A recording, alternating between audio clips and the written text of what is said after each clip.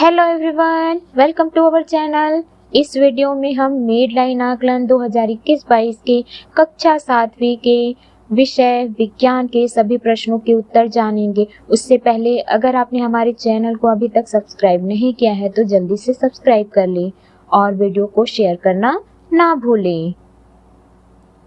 तो सबसे पहला प्रश्न है, कार्बन का संकेत C है।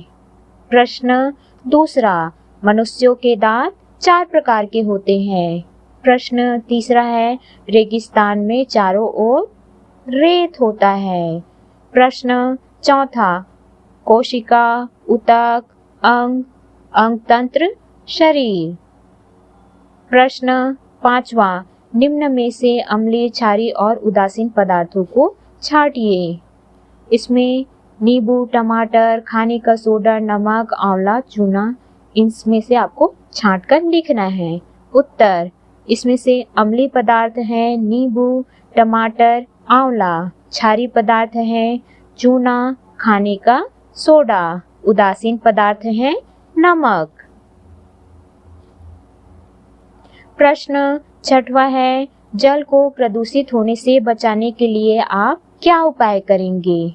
उत्तर, पहला, मल मूत्र जैसे अपशिष्ट पदार्थों का नदी, तालाब के किनारे त्याग ना करने दें। प्रश्न दूसरा, उद्योग धंधों में प्रयोग किए गए जल को फिर से फिल्टर कर उपयोग करें, ना कि उसे नदी नाले में बहाएं। तीसरा, कृषि कार्यों में कम से कम रासायनिक दवाइयों का उपयोग करें। प्रश्न सातवां, हम किस मौसम में ऊन के कपड़े पहनते हैं और क्यों? कारण लिखिए। उत्तर, हम ठंड के दिनों में ऊन के कपड़े पहनते हैं। ऊन और उसके रेशों के बीच जमी वायु दोनों ही ऊष्मा के कुचालक होने के कारण शरीर की ऊष्मा को बाहर नहीं जाने देते। रेगिस्तान में गर्मियों में ताप जब 50 अंश सेल्सियस के आसपास होता है तब ऊनी कपड़े पहनने से वह शरीर को बाहर की ऊष्मा से बचाता है। प्रश्न आठवां, समतल दर्पण के द्वारा प्रकाश के परावर्तन का नामांकित चित्र बनाइए। तो आपको इस प्रकार से चित्र बनाना है। यहाँ पर समतल दर्पण, फिर ये है आपतित किरण, फिर ये दर्पण से टकराकर निकलने वाली किरण परावर्तित किरण। इस प्रकार से आपको चित्र बनाना है। प्रश्न नौवां, कोमल तने वाला पौधा, कांच का गिलास, पानी, लाल स्याही का इनका उपयोग कर पौधे में जल परिवहन की क्रियाविधि को समझाइए। उत्तर, कोमल तने वाला छोटा पौधा जड़ सहित सावधानी पूर्वक उखाड़ लें। उसकी जड़ें पानी से धोकर साफ करें। इस पौधे के रंगीन पानी वाले गिलास में खड़ा करें।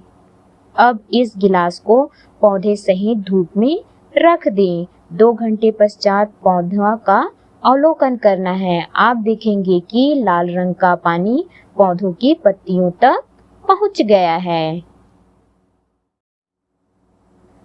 आपको इस तरह से चित्र बना देना है। इसमें पहले गिलास में पानी लिया गया है और तने वाला पौधा लिया गया है जिसका तना कोमल है। दूसरे गिलास में लाल स्याही युक्त पानी है, उसमें पौधे को 2-3 घंटे के लिए रखा गया है। कुछ समय पश्चात आप अवलोकन करेंगे तो ये जो तना है वह लाल हो जाएगा। इस प्रकार से आपको चित्र बना देना है। प्रश्न 10वां, जब आप सांस लेते हैं या छोड़ते हैं तो डायफ्राम और फेफड़े की स्थिति में क्या परिवर्तन होता है? लिखिए। उत्तर, जब हम सांस लेते हैं तब वक्ष ऊपर उठता है तथा डायफ्राम नीचे होता है, तब फेफड़े फैल जाते हैं। फेफड़े में वायु का दाब कम हो जाता है, ऑक्सीजन युक्त वायु फेफड़े में पहुंचती है। और सांस छोड़ते समय वक्ष नीचे जाता है और डायफ्राम ऊपर उठता है। फेफड़ों में वायु का दाब बढ़ जाता है और फेफड़े सिकुड़ते हैं, जिससे फेफड़ों में भरी कार्बन डाइऑक्साइड युक्त बाहर निकल जाती है। प्रश्न 11वां, छत्तीसगढ़ के राजकीय पशु और पक्षी का नाम लिखिए।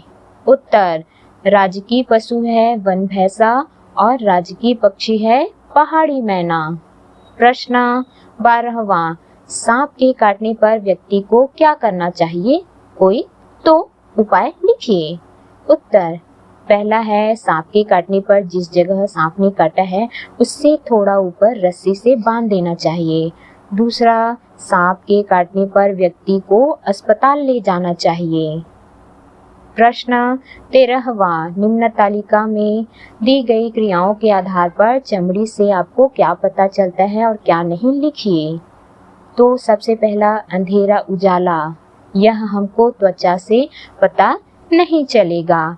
चिकना खुरदुरा पता चलेगा। गर्म ठंडा यह भी पता चलेगा। कांटे का चुभना पता चलेगा।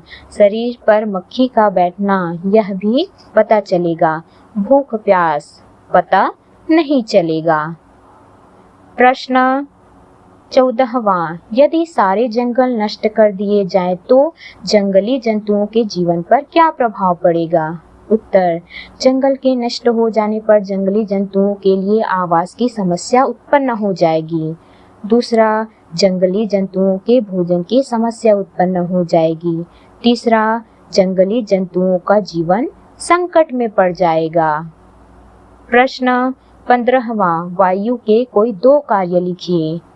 पहला, वायु से वायुमंडल बनता है जो एक सुरक्षात्मक आवरण बनाता है। दूसरा, वायु द्वारा बीजों का प्रकीर्णन होता है। अगला प्रश्न है प्रश्न 16वां, आप अपने घर के आसपास साफ सफाई रखने के लिए क्या उपाय करेंगे? कोई 3 उपाय लिखिए। उत्तर, पहला, घर के आसपास कचरा जमा नहीं होने देंगे। दूसरा, नालियों की नियमित सफाई करेंगे। तीसरा, जल निकासी की उचित व्यवस्था करेंगे। प्रश्न 17वां, विभिन्न स्थानों की मिट्टी को छूकर देखने पर आप उनमें क्या अंतर पाएंगे? अनुभव के आधार पर तालिका पूर्ण कीजिए। तो यहाँ पे छूकर अनुभव करने पर सबसे पहले खेत की मिट्टी हमको खुरदुरी लगेगी, तालाब की मिट्टी चिकनी होगी और नदी की मिट्टी रेतीली होगी।